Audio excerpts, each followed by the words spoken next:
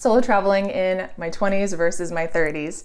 How has it been different? Is it better? Is it worse? It is completely different, and these are 7 big ways in which I have really changed and evolved from how I traveled in my 20s to now in my 30s. Now tell me why your 30s are better than your 20s. Because now I just don't give a.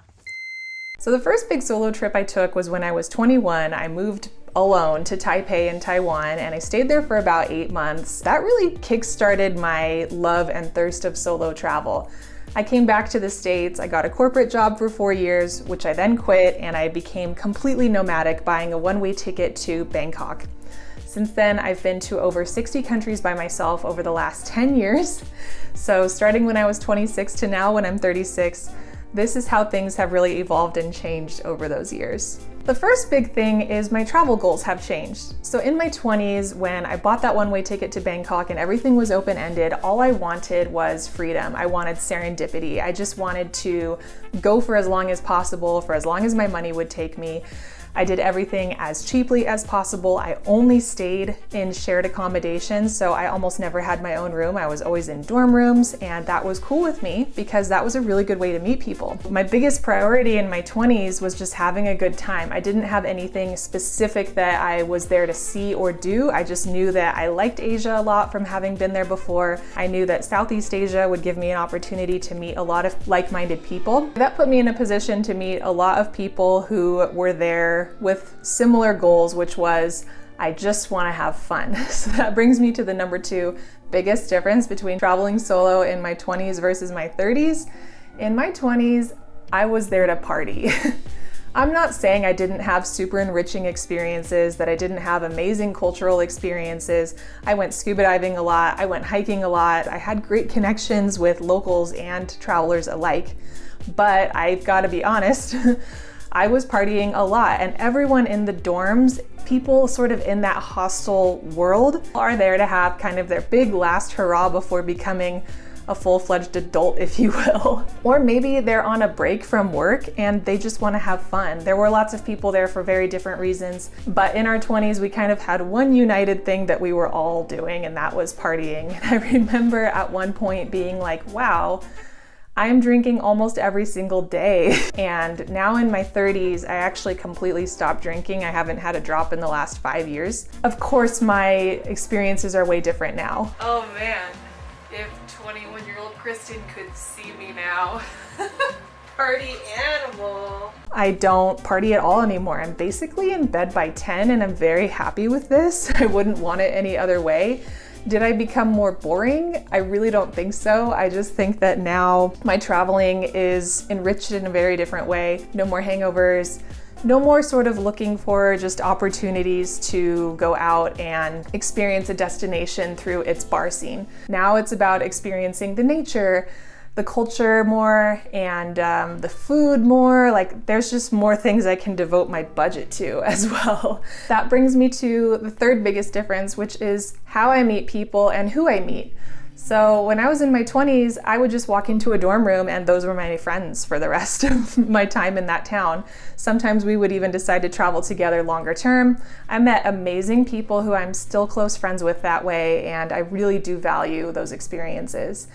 That said, going back to Southeast Asia when I was 31, I was really worried actually that I wasn't going to meet people because I worried that everyone was just there to party. But I realized that the people I met were just completely different, and those were really amazing experiences that I super value now as well. And I still meet people in just the most random ways. I feel like when you have a different kind of travel goal, the universe still puts people in your path who you're going to have really good connections with. I would meet people in cafes. I'd meet people at beaches, at viewpoints, like the most random places.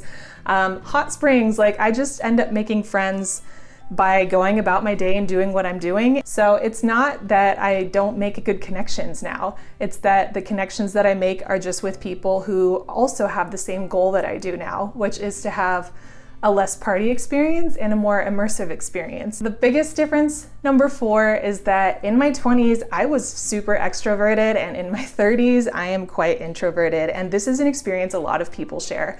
A lot of people tell me in my 20s, I was super extroverted, I always wanted to be out meeting people, and that they've really changed now. To me, the biggest difference between an extrovert is that they get their energy from being around other people, and an introvert gets their energy by being on their own. I feel comfortable outside. I think it's nice to be alone. I'm still very outgoing. I don't have social anxiety or anything like that, but in my 20s, I needed to be around other people constantly in order to not get depressed. Now in my 30s, I am very happy to be by myself for days on end, and I'm not bothered at all.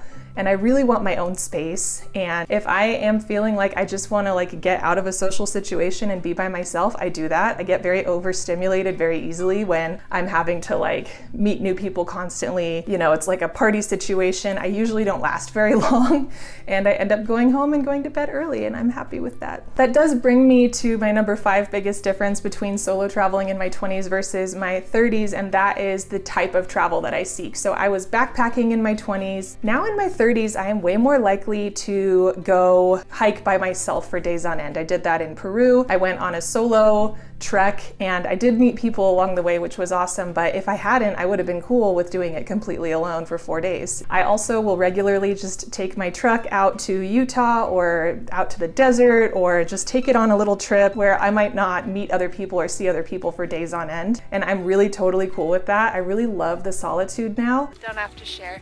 It's really beautiful. I think that Mother Nature is a very amazing companion, and that I'm an amazing companion, and so I actually really value that time that I get to be by myself, self-reflect. I think that it's helped me to get to know myself a lot better, and that's a big difference between my 20s and my 30s as well, as I feel like I really know who I am now. In my 20s, I was very much searching for that, and now I feel like I'm just a lot more confident in myself, and maybe that's why I'm so happy to spend more time alone now. The number 6 biggest difference is the type of accommodation that I stay in. So I said before that I was staying in dorms all the time. Now I don't stay in dorms at all, really. I don't want to share my space anymore. Part of that was budget before, but it was also because I would walk into a room and have a built-in group of friends. Now I don't stay in hostels really anymore. Even in private rooms, I just find that the age is a little bit lower than where I am now. I also find that I want comforts. I kind of like having the affordable luxury now. When I first started traveling solo in my 20s, I was just beginning a new career. I had my new blog. Instagram was like a brand new thing. Influencers didn't really exist yet, but now things have really evolved, and it's a full business now that I have. So that has allowed me and empowered me to stay in nicer, more expensive accommodation and things that are just really, really interesting. Last year I went to New Mexico and I got to stay in a really amazing Earthship. This is insane. But that's not something I could have done in my 20s because that was $250 a night. And so I will splurge now and then because I can now, but before I really couldn't. And so accommodation used to be something with a lot of people, and now it's something where I am there by myself almost exclusively. My budget and my time frame. I mean, before I was really on a shoestring budget. I value that time so much. I look back on it so fondly because it's what led me to take cargo ferries for 36 hours as like the only foreigner in Indonesia so that I could avoid buying a plane ticket because it was like $30 versus $300. It's what led me to start solo hitchhiking in China, which is still one of my favorite stories to date. I hitchhiked for 2 months through 2 provinces of China, and it was a beautiful experience. And it's not something I would have done without the desperation of my budget, like doing one of these. I don't need to do that anymore. I'm so much more likely to book the comfortable option. I love business class now. I love having a trip where things are more planned out because I have a shorter frame of time. I'm often traveling with my partner now who has a finite amount of time. And so we plan out our trips more. We have specific things we're gonna see. We tend to have everything booked before we go.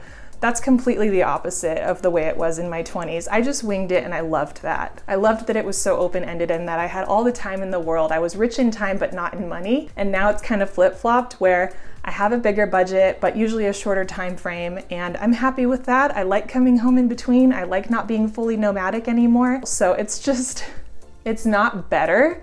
It's just different. I don't know if I would travel the way I do now in my 30s without the experiences that I had though traveling solo in my 20s.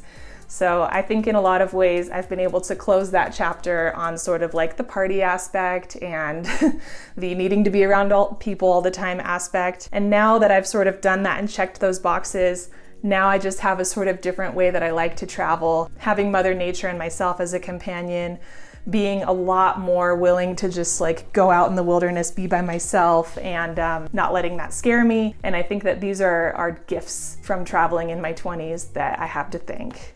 There is one big thing that has not changed though over the course of my solo traveling career, if you will, and that is what I value in a trip. It's always been for me about how I can change and become better as a person, the things that I can learn. Even in my 20s, I was doing 10-day silent meditation retreats in Thailand. I was going off the beaten path as much as I possibly could. I wanted to really be immersed, and I wanted to really understand or at least try to understand and appreciate the cultures, the people, the food in the places where I was. I'm very curious how traveling has maybe changed for you, or maybe you're in this transition now, if these things are something that you really related to. I've talked a lot about traveling as an introvert. I've talked a lot about the best places to travel alone for the first time, whether it's international or domestic. So watch those videos next if you're just beginning your solo travel journey, and I'll see you next week.